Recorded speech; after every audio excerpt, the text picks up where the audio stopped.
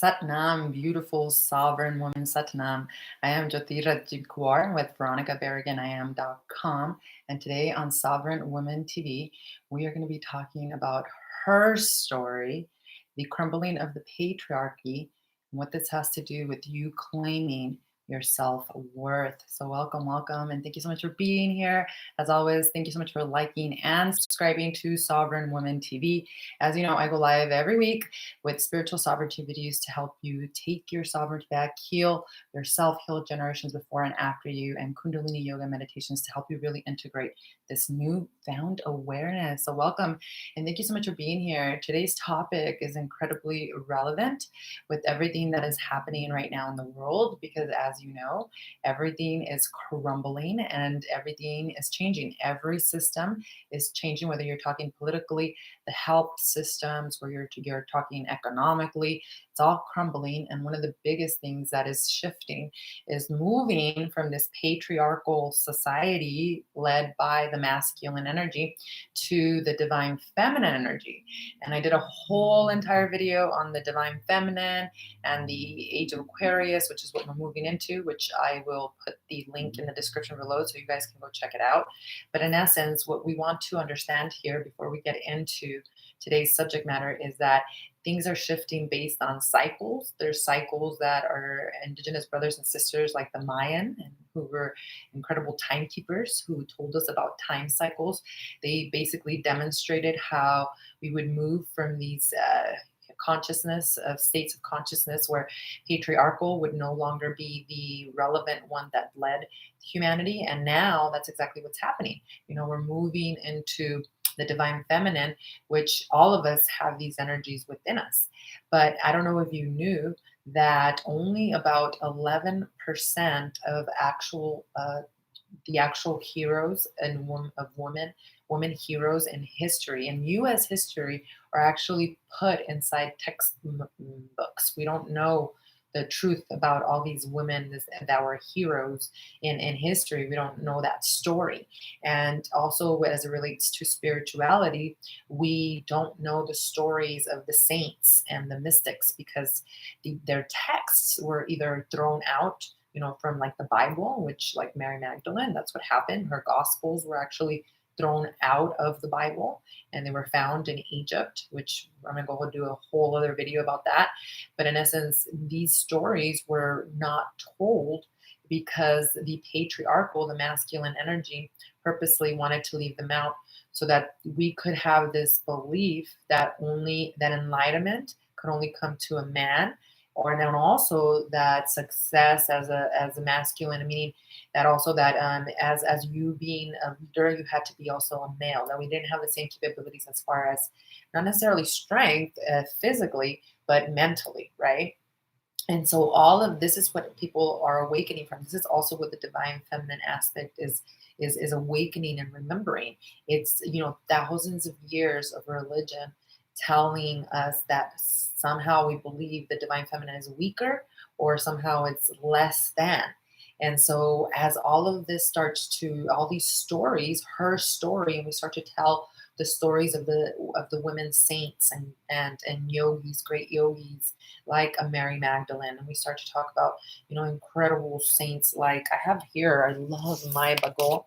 Mai Bago is an incredible warrior saint from Sikh spirituality, and she actually was the one that saved the Sikh spiritual tradition from being completely abolished. There was a tribe of a group of warriors known as the Moguls, and the Moguls actually went to kill all of the Sikhs, and she didn't want to bow down. The soldiers didn't want to fight them, but which if they wouldn't have, they would have completely abolished their traditions, just the way the colonization from the indigenous, from what happened from the Spaniards and people that took over, the indigenous countries. That's why we're losing all of their teachings. But what she did is she fought against like this army, and she was the last one standing. She had 40 men with her. The 40 of them perished. She was the last one standing, and she defeated all of the Moguls, which then she was able to carry out, the Sikh tradition. And without her, we wouldn't be even understanding what Sikhism is, which is one of the most beautiful spiritual traditions out there. And what's interesting is that these stories we don't know, or we don't hear about them just as much as we hear the ones about the men.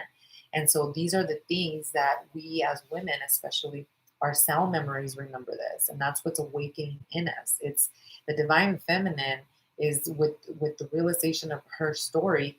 There's also within us, there's this incredible power, because we have way more emotions than men. We're built differently. We actually have Johi Bhajan, who brought Kundalini yoga from the east to the west. He said that women are 16 times more emotional than men. Well, then that means that emotions is energy in motion. And if you're a master of your thoughts, you can control and direct the energy. That's why we practice Kundalini yoga. But that means you have more power than a man. That means you have more energy to create. That's why we birth, as we were talking about today in Aquarius leadership. In my today's virtual workshop, it's basically a sovereignty training for women in my Satori Wellness Virtual Society. And we were talking about how we were like much more powerful lamps. You can plug 2 lamps in, but we got 16 watts versus a man who only has one. So we can create more, but our problem is that we don't know how to direct our energy. But there's great goddesses like Mai Bago, like Mary Magdalene, who we'll talk about next week, who did understand energy and did direct our energy. And they were just as powerful as Jesus Christ and as Buddha, the stories we did hear about the patriarchy. So as these stories start to come out and we start to hear these stories, the patriarchy will continue to crumble. And that's what's happening right now in the world. We may be seeing, this virus has completely just, some people, either you're completely freaked out and really, really afraid, or you're not, right? It's either or. And what really it has to do with is your own development and your own inner work. How much have you healed? How much have you moved through? How much have you accepted in your life, right? And what this is all symbolizing is this divine energy that's awakening in us, of femininity, of protection, of cleansing, of purification. That's what Mother Earth is doing. So it's connection to going within, and it's also a process of self-regulation, because we have been not connected to this divine femininity. And what the ultimate intention here is the crumbling of the patriarchy. Doesn't mean now that, because there's also a toxic like femininity or toxic feminist movement that really just hates on either men in general or masculine energy, which you need to be a sovereign being. It's a combination of both. And that's what the great, incredible, all of the indigenous spiritual traditions talked about, but specifically the prophecy of the eagle and the condor, whereas the eagle represents the mind and the condor represents the heart. And it's the north and the south, and that there would be a time in the state of consciousness of humanity where the two would come into union, right? The divine feminine and masculine. As women, we also still need the masculine energy, especially because the masculine energy is really about technology and how to materialize here. It's the mind, but too much mind is what's making us all sick right now. That's the patriarchy that's falling. It's a combination of both. It's the eagle and the condor coming together. And I remember we were at about 5 years ago, when we were deep into our spiritual journey. We went to this event. It's like a once in a lifetime experience, because it was a Oregon eclipse. I'm gonna say it happened in 2017, but or 2018 maybe even. It happened in Oregon, obviously, but this is where we have eclipses all the time. But this eclipse particularly, you could see it from the USA, well, specific areas. I don't know if you all remember. I don't know in the comments if you were there, but there were thousands of people in this event. It was like a music festival, very spiritual event where all of the indigenous tribes of the world were there. There were people from the east, people from the south, people from the north, people from the west. And I remember we were doing, because this was an incredible experience. Like when the eclipse actually happened, it was daylight, maybe like 11 o'clock at night, in the morning, but it went completely like dark, completely. we were just in complete darkness in the middle of the day. So it's surreal. I've never experienced anything like that. And imagine you're experiencing this with also thousands of people and tribes from all over the world. And this was back in 18 or yeah, 2018. So they were there to basically tell us about the prophecy of the condor and the eagle manifesting. And it was time for the frequency to move into that, where as a human race we could actually bring into union both. We could both be in the patriarchy and in the divine feminine. And that is the next evolutionary cycle for humanity. And that's what is crumbling. It's the old only telling history for the basically the purposes of controlling, that is falling apart. And that's what it's painful to people. It's the way we make money, how we relate to Mother Nature, how we relate to Gaia. She's conscious. She's a conscious being. Scientists have researched this and have spoken about this for a long time. That she actually it feels, and she's sentient, and we are inhabitants, and we're co-creating with her. And right now, more than ever, we don't have to abuse her to create advancements in technology. That's exactly what the great Vedas said, that we would become a species where we would realize that we didn't need any of this technology, because all the technology, the most advanced technology, was within. And in that ancestral understanding and types of ancestral karma video, which I'll link below, I talked about how they were so much more advanced than we were, and how their civilizations had a huge demise because of not being balanced in mind and heart, and being too overpowered by one or the other. And that's where we are all at a crossroads. And the patriarchy will fall regardless. The divine feminine has awakened. When we were in Oregon, it was very clear that the tribes would be allowing Mother Earth to birth. That's what's happening right now. She's birthing herself, she's remembering, and they would be protecting her. And many people have talked about how there's somewhere in the world where these tribes are literally protecting her from from the darkness, and from her full coming into this world, into union. And so I truly believe that. And I think that if you think about that personally in your life, because that's really what my healing journey was for that. It was a spiritual deep problem of only being led by the mind and masculine. And that's why I was so numbing my feelings. I wanted to drink alcohol, or I blamed others for my life, and I didn't want to take responsibility. I was a victim. And look at what's happening right now in the world. Like, if you're waiting for someone to save you again, or you're not being sovereign. We have all of the answers and knowledge. Kundalini Yoga was only once given to royalty. We have it now, but you still have to do the work. It's like life is simple. It's like you do the work, you get results. Meaning, you do the inner work, your inner world changes, your outer world will change. You don't do the inner world, your inner work, meditation, then your inner world will not change. And those thoughts and emotions are energy that will then create the same things you've been experiencing. So we all have free will. We all have 5 minutes, 3 minutes. We get to decide. And that's what humanity, we're at a crossroads at that specifically. We need to stop chasing the magic pills, giving away our power, and realize that we're coming into union with power, how powerful we truly are, which is the divine feminine and the divine masculine combined, and allowing the patriarchy to fall apart. And in our life, how have you only been living in the masculine in your mind?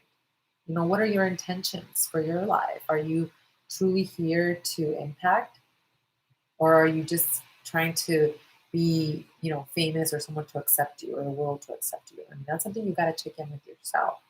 And that goes as to regards to self-worth. Because as the patriarchy starts to crumble, women specifically, we're much more powerful than men energetically, 16 times more emotionally, right? So that means that we have more power to create. So as women, the key here is claiming our self-worth. Next week, when we talk about Mary Magdalene, that's really what we're going to be talking about. And I did a whole video on that below here as well, and a meditation that actually helps you rebalance that energy so you can claim your self-worth. Because Self-worth is not something that you earn or you have to change about yourself. Self-worth is something you claim. And really, this is where we're talking about now about the two things you must do right now at this crossroads we're in, as as the patriarchy starts to fall apart, and we start to tell her story. We start to remember how powerful we are as women.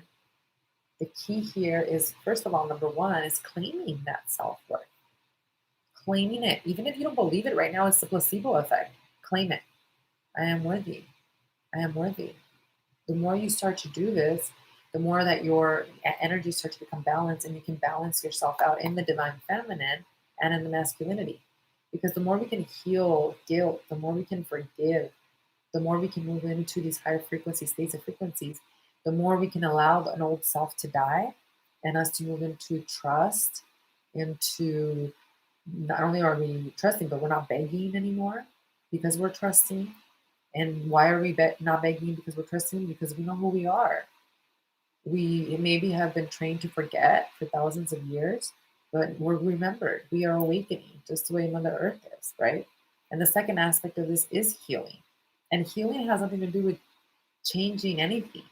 Healing, in essence, is acceptance. A true master lives in the sovereign, neutral mind.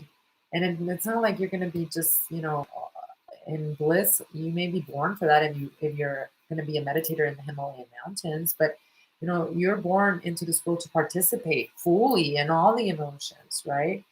But the key about healing is being so devoted to yourself that you prioritize your state of consciousness, and then you start to learn to accept yourself, your darkness and your light. You have to be balanced. You can't be like, I'm always going to do shadow work, and that's all, dark shadow and face like a martyr. I just have to change all these things until, like, God will love me, until I can take action on my life, until I can claim my self-worth. I have to change this. We have to stop that completely and accept. The more we accept our darkness, the more we can accept our light and move into that. Because really, I think it was Marianne Williamson who said this. It's like, it's not our darkness. It's not our darkness that truly scares us. It's our light and our power, right? And so healing is about acceptance. It's about acceptance of fully who you are. So that when you start to accept yourself, what that means is you have a stable nervous system. Scientifically, what this means is, through your daily practice, Kundalini specifically is for energy, of redirecting your energy. I talk to the women of Story about this all the time. You're a yogic scientist. You're balancing out your energy. Why? Because Kundalini offers you prescriptive meditations that yogis have practiced for a long time that then become the science of the body, mind, spirit. They do specific things in your body and in your mind and your spirit. There's meditations for the liver, the lungs, or meditations for your heart, meditations for depression, anxiety, those different things for intuition. Because the way it works is that we become our own doctor, and we start to shift our energy, and we start to balance ourselves out. And then we're living not only just in the lower triangle, which is where trauma lives, but we start to move into the heart, which is where the great, the prophecy starts to then, as you start to work your energy, you start to then move up. And then you start to move into the mind, which is the eagle, right? And up is the crown chakra. Why? Because through your Kundalini practice, you're redirecting your energy. You're working in the lower triangle, which stores all your trauma. And that's where the coiled serpent lives until it just opens up one day, awakens because of meditation, or because maybe just randomly you're ready to leave that, you're ready to face the trauma. So through your meditation practices, what you're doing is you're actually working energetically to move the energy, moving from the lower triangle, that's the chakras, to the heart, balance, and then allowing that energy to go to the crown, and then working it back down. That's why we cover our head in Kundalini Yoga, so that the energy doesn't go up and moves right back down to give us that detox, that cleanse, and that, chakra system second little bath, it feels like. So when you become a yogic scientist, you realize that all of this is just a stabilization of the nervous system. And then your brain glands that are connected to your emotions and your nervous system start to balance out, and they start to communicate in sovereignty. They actually start to work normally. So this allows you to learn to accept things more instead of trying to change them. There's so many things that we want that are tragic that we want to change. But try changing something that's, like bringing back someone perhaps that you love. That's really difficult to try to bring them back to this physical life. Although the Egyptians used to do that, and I don't know if I would ever want to do that. That's another question. What's your intention, right? I believe that you always have to check in with your why do you want to change things instead of accepting, and that's really what a miracle is, to shift in perception. So healing is acceptance, and once you start to do the inner work, you start to stabilize the nervous system so that you can learn to accept and process emotions, right? Which then leads us to the first aspect of this, which is learning to just claim your self-worth, because you've processed the emotions, you process the pain, you process the tragedy, you process the experience, and you're learning to forgive. Even if you never tell the person I forgive you, in your heart you forgave because you've forgiven yourself. And that's self-worth. And then the rest is the universe shows up for you in that way because you value yourself. The universe starts to value you and starts to give you these experiences. But the reason why this hasn't been happening is because we've either been too much in the patriarchal masculine mind where we're just wanting to conquer, compete, and we haven't been connected to the divine feminine, which is the mother nature. And that has not allowed us to then claim our self-worth because we think we have to change something. We think we have to be something, someone else, instead of just fully accepting ourselves. The best spiritual leaders do that. Shogam Trungpa, Naropa, founder of Naropa, was an exiled monk who was from India. Basically, they wanted to kill him for his spiritual tradition of Buddhism. He ended up coming to the West to teach, and he was very open, an open man, very spiritual, but he still drank alcohol. He had several sexual partners, but he was open about it. He wasn't trying to lie and be someone who he wasn't, and he was in high frequency. He was like a saint. So it's acceptance, and there's many, many of us, especially as women, who haven't fully accepted ourselves and are still feeling guilty about things, which is not going to allow you to move into this new condor eagle consciousness, because that's what the prophecies say, and that's what's here. That's why everything's crumbling around us, so that this new state of consciousness can move into this Aquarius age. Now, if you're still only going to be in the mind, you're going to be attached to your traumas. You're not going to see that the inner work is there for you to change and transform. You're going to be a victim, and you're going to continue on those old stories. Then you will get the same result, and you will not be able. You'll be suffering a lot in the Aquarius. But if you're brave and courageous enough to say, okay, they're going back to the old way or the normal way is not something that we actually should desire as a society. It was not working. Things are changing, and they will continue to change. By the end of 2020, mark my words, this entire world will be unrecognizable. And if you don't think so, look at all the things that have changed in such a short amount of time, right? And so the key for us here is to not worry about the outside world. Well, yeah, not be ignorant, be part of it, but the key is first heal this inside world. Self-accept, claim your self-worth. You're not only affecting yourself, you're affecting your lineage, you're affecting the world. We have a world filled with people that are not on their dharmic purpose, that are basically just accumulating, and they realize that that hasn't made them happy, right? And all of that's what's falling apart. So if you feel like you're in that situation, allow it to be, and move into yourself, move into the truth of who you are by doing the inner work. There's several meditations that I created for you here on my YouTube channel that I'll link below. There's one that's an inner child meditation that can help you tremendously right now. That one, all of our inner child traumas are coming out right now exponentially because fear is just out there in the psychic, in the collective consciousness. So that's a good one to get started with you. 5 minutes a day will help you like you don't even understand. It will change your life. But the key here is doing consistently. And in Kundalini Yoga, 40 days is very important because we can scan, and we've seen scans of brains of meditators, and after 40 days, Kundalini meditators, that's exactly when the brain starts to change. We want to create these new neural pathways of the brain because as we transition and we start to reevaluate what's important to us, as we start to really move into the age of Aquarius, the matriarchal age, as we start to see more and more women become presidents and leaders of the world, it's important that we ourselves step into that power too, whether that means as a leader in your home, whether that means as a sovereign woman in your community, in the world, whatever that looks like. We already are leaders. We're chosen because we are created in God's consciousness. We as women, really Bhajan said, are the highest incarnation of God. So if you're a woman, you are the highest incarnation of God. It's just going to take you actually accepting it and claiming it. So do the inner work and your outer reality will change. I'll link below the description of those videos that I mentioned here today. Get started on your practice today and comment below. Let me know how you're doing with these meditations. I know a few of you have started on your journey, so I'd love to hear more. I'll also below link the actual link to join our wait list for Satori. This is my virtual wellness community and women's society where we are taking our sovereignty back as beautiful sovereign beings, as beautiful sovereign women. It's a community that's going to support you on your healing and empowerment journey. You're also going to be able to integrate these incredible teachings of Kundalini Yoga, spiritual metaphysics like A Course in Miracles, and holistic recipes with incredible monthly guests of incredible trailblazing women who are changing the field for holistic wellness, for spirituality, and for sovereignty in this new age of Aquarius and in this new world that we're moving into. So I'll post a link below to this to the actual place where you can actually join our waitlist. I'll be opening enrollment soon. I haven't opened enrollment at all in all of 2020, so it's going to be exciting to see these all of you start to join our community and to really take your level of consciousness to a whole other level.